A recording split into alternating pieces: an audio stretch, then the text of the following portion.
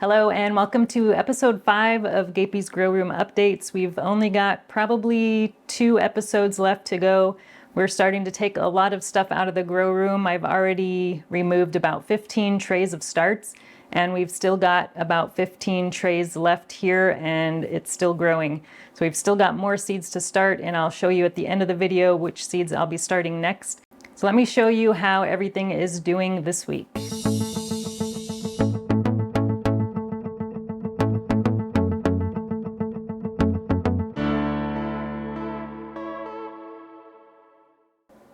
We're again going to start with our fig bin here, and unfortunately things are not looking all that great in here. So we've got our 2 Campaniere cuttings that I've put back into the fig bin because they weren't doing so great under the lights, and actually I don't think these 2 are going to make it. They're the only fig cuttings I have that didn't do well. They rooted the first out of all of my cuttings, but they just did not put out any leaves. Now, one of these, I think it was this one, actually did have some green growth starting to come out, but it never completely leafed out. So what I did is I moved both of these under the lights, and that was probably one of my biggest mistakes. I probably should have left these in here until the leaves were completely out. So after I took this out and under the lights, the green growth that was starting to come out ended up drying up, and it is just really pretty much dead. And we're starting to see a little bit of fungus growing along the bottom there, and the roots are pretty much dead. So I don't think these 2 cuttings are going to make it. And then these are our kiwi vines, and these did root at one point, and I believe I mentioned in the previous video I discovered that I planted these upside down. So I dug them out and turned them around, and I don't know that they're going to make it. The tops are looking a little bit moldy and fungusy, so that's not good. But I'm leaving them in here just in case. And then I've also moved my seed germination tray in here because I ran out of room on my grow shelves. So I've got them in here, and I've only got a few things starting right now. I've got a few peppers that I've restarted. So these are the cayenne peppers. I started kind of a last minute decision to grow the bell room again. This is a cross between a bell pepper and a mushroom pepper that was accidentally created by my mom, and I grew that last year and really liked it. So I decided last minute to grow that again. The other one we have in here is beaver dam. I tried starting some of these seeds earlier and they didn't germinate, so I decided to take the rest of my seeds and see if I can get some to come up. Now this one is Tim's Taste of Paradise tomatoes. So I initially didn't have good luck starting the first batch, so I decided to start another batch, but I'll show you the first batch here in a little bit. Then we have some pincushions. This is the Fata Morgana variety. It's a new seed packet that I just got at a seed swap, so I decided to start some of those. Probably saw some of this shelf in the background of my intro. This is our fig cutting shelf, and we've got these under 2 different LED panels. We've got the Spider Farmer SF1000 on the right and the Mars Hydro TS1000 on the left, and I did a pretty lengthy comparison video on these 2 lights if you're interested to check it out. But we've got our fig cuttings, and you'll notice something has been removed from the shelf. We used to have our onions and leeks over here on the left, but those have been taken outside, and all we have left now are the fig cuttings and some of our cup and saucer vines. But let's take a look at the fig cuttings first. We've got 3 of them that are in these big tall tree pots, and I put these 3 in that because, as you can see, the cuttings on these 3 are huge, and I don't think they would have done very well in these little cups. So I decided to put these 3 big fat cuttings into these tree pots, and all 3 are doing pretty good. I think this one is probably doing the best. It's been going through water like crazy. These last 2 here haven't been drinking quite as much water, and the leaves are looking a little splotchy, but they're still doing all right and hanging in there. Unfortunately, in using these type of containers, you can't see the roots and see how well those are doing. But all the rest of these are in clear cups, so we can get a good look at the roots, which are pretty much going crazy look at all that roots sticking out of the bottom of the cup there. I've been bottom watering those, so that is probably why we have so many roots coming out the bottom. But that one has probably got the most roots, but they've all got some pretty massive root development. So I'm really happy with the way the fig cuttings are looking this season. I'm gonna have to start repotting these into some bigger containers here before too long.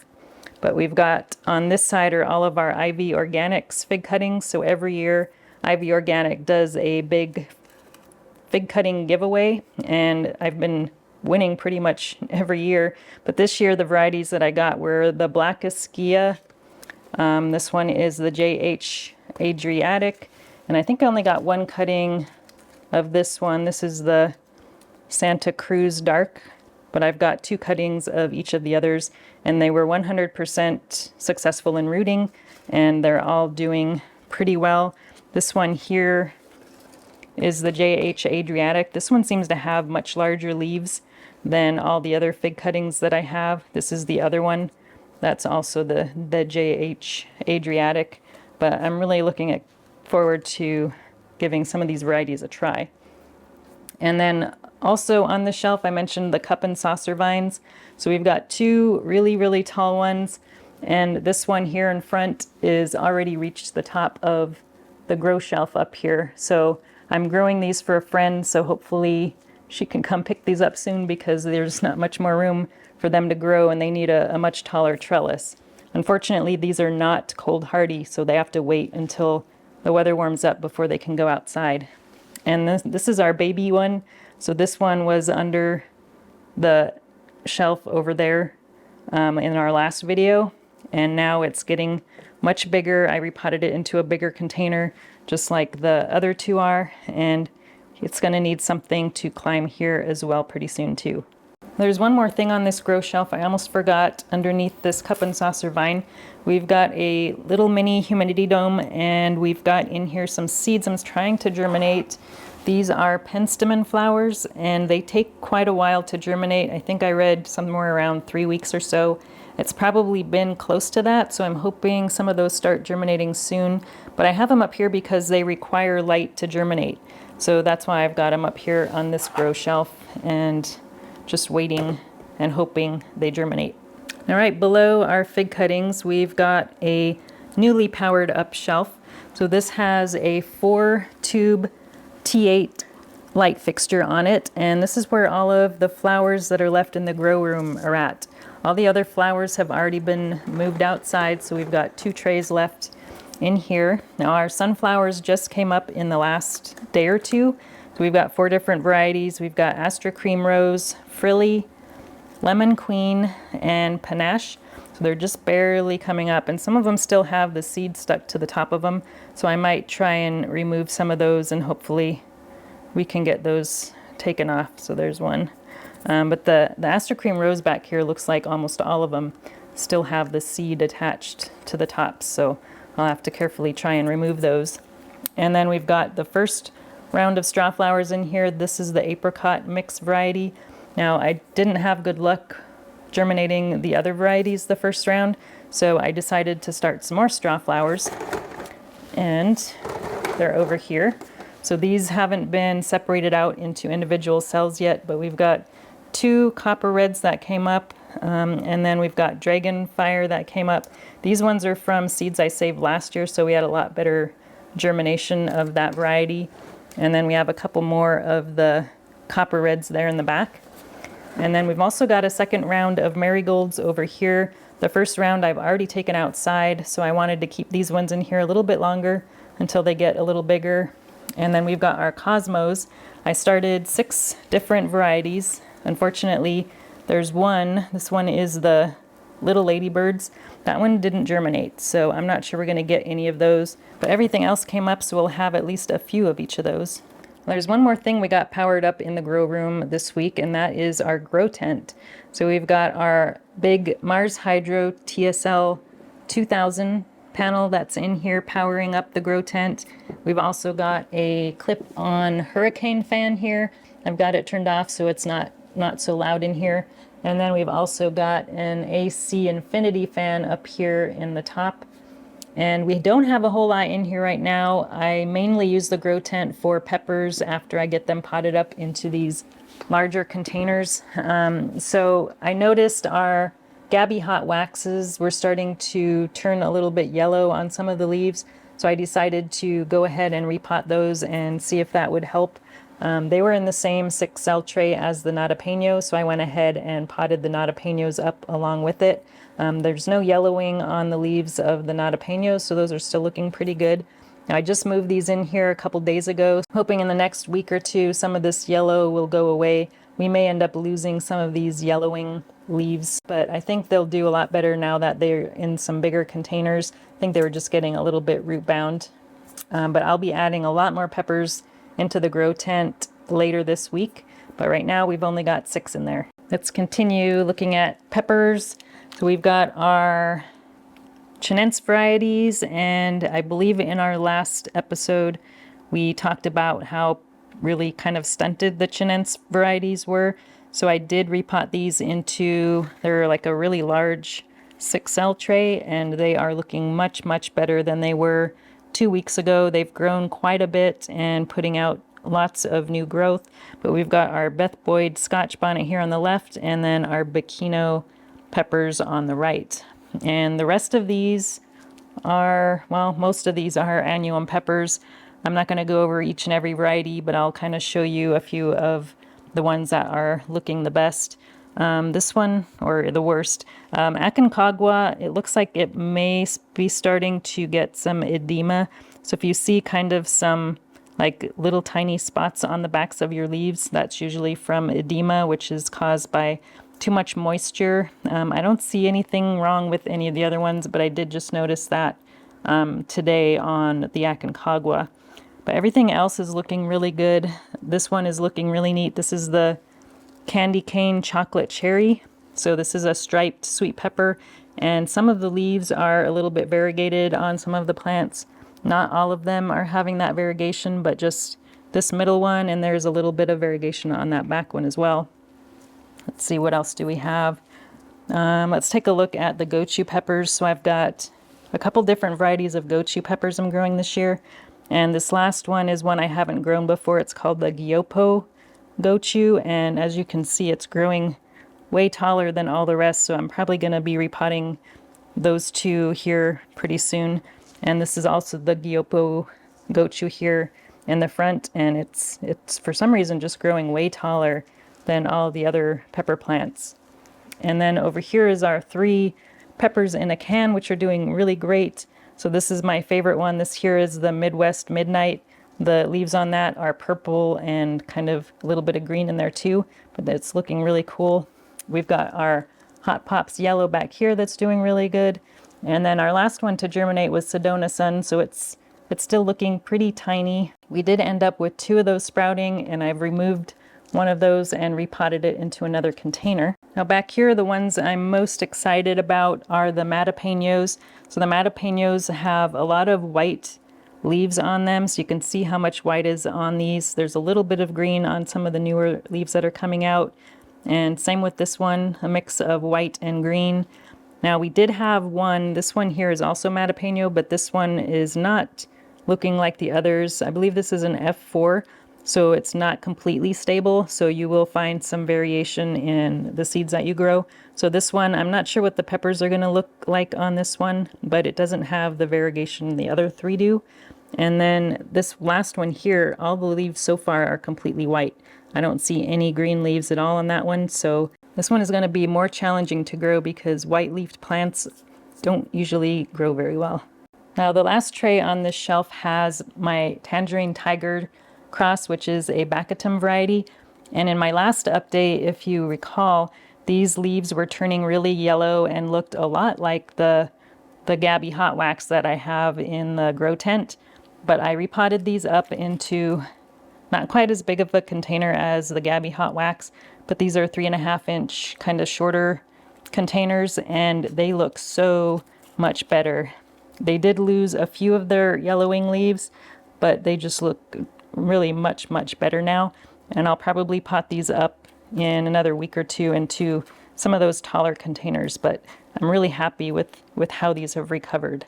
I do have one more tray of peppers that are on a different shelf, and these ones are much smaller, younger seedlings, so that's why I've got them separated, and plus there's not really room on the other shelf anyway. But I've got these next to my tomatoes, but this is a lipstick. These were a little bit slower to germinate, so that's why they're a little bit smaller. And then the rest of these are the leftovers that were in my peppers in a can. Midwest Midnight here, looking really good.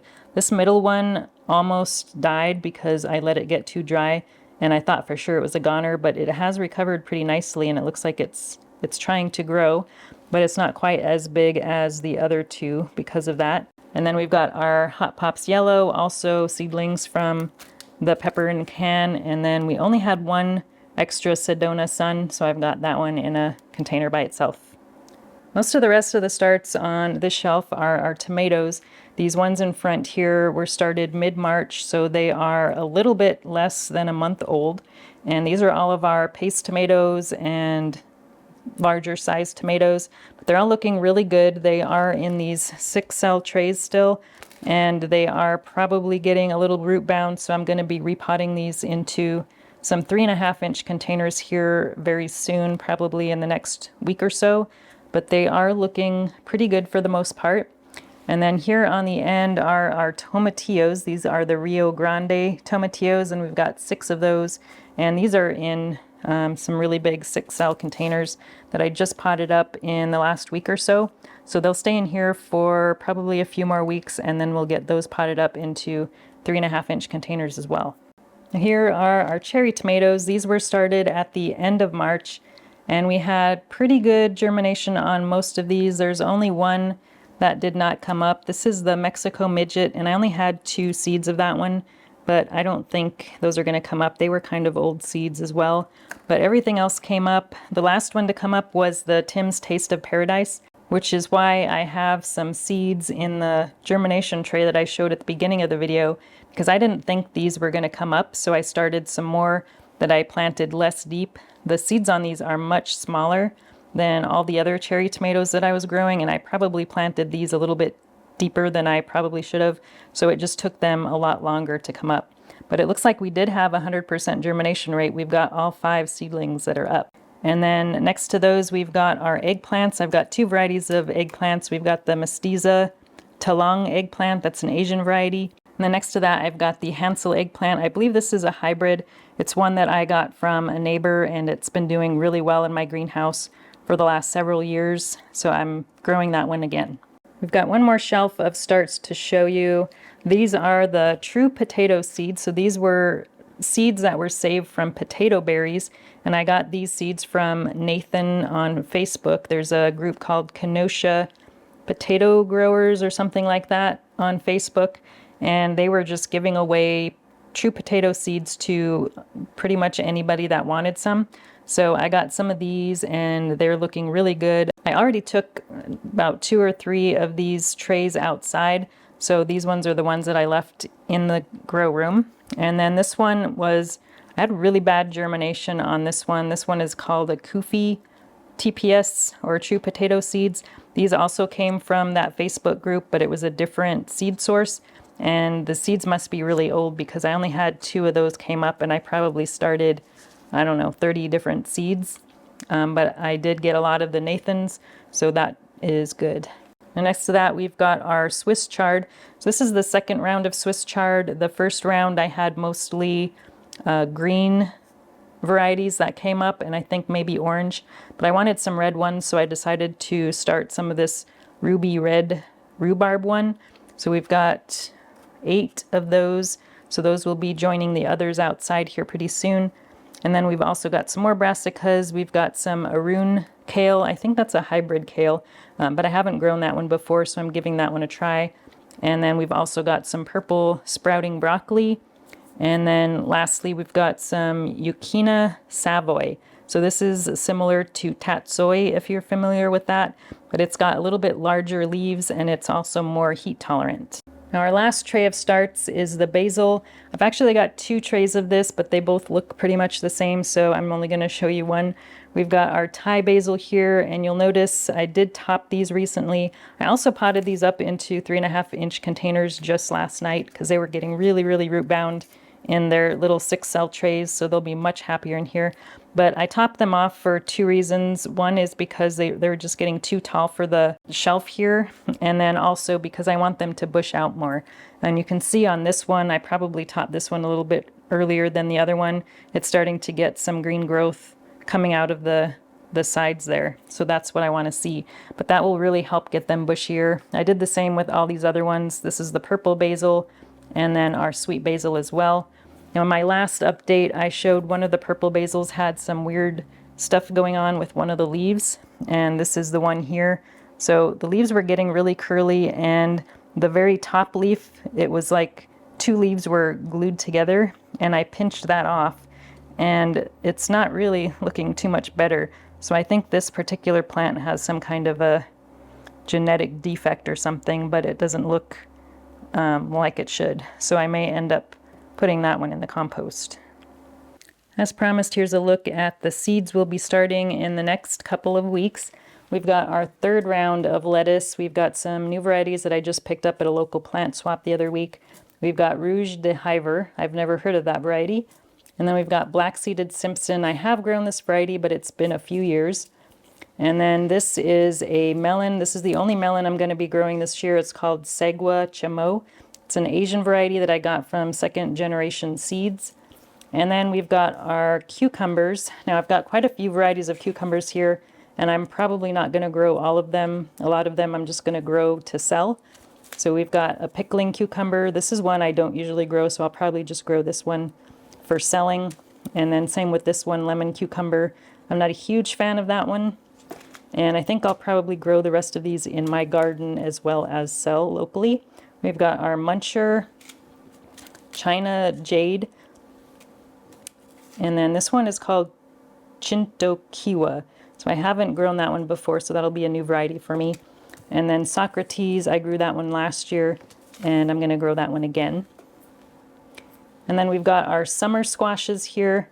We've got our cocozelle. So these are seeds that I saved a few years ago. So they're a little bit old, so I'm not sure those are going to germinate.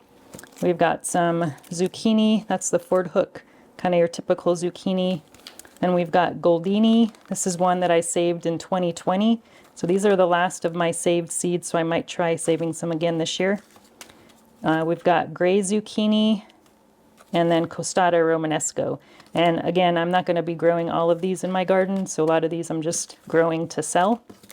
And then for our kind of winter squashes, here we've got a couple of varieties of delicatas, the candy stick dessert, and then this one is just from that I got from a neighbor. Then we've got our brulee butternut squash. I've grown this one a few times and love it. And then we also got butterscotch butternut, which I grew for the first time last year. And then lastly, we've got our autumn frost F1. This is a really neat variety that I haven't grown before, but I'm really looking forward to that one. That's it for this episode of Gapeys Grow Room Updates. I hope you enjoyed it. Let me know what's growing in your grow room. Thanks for watching, and we'll talk to you again soon.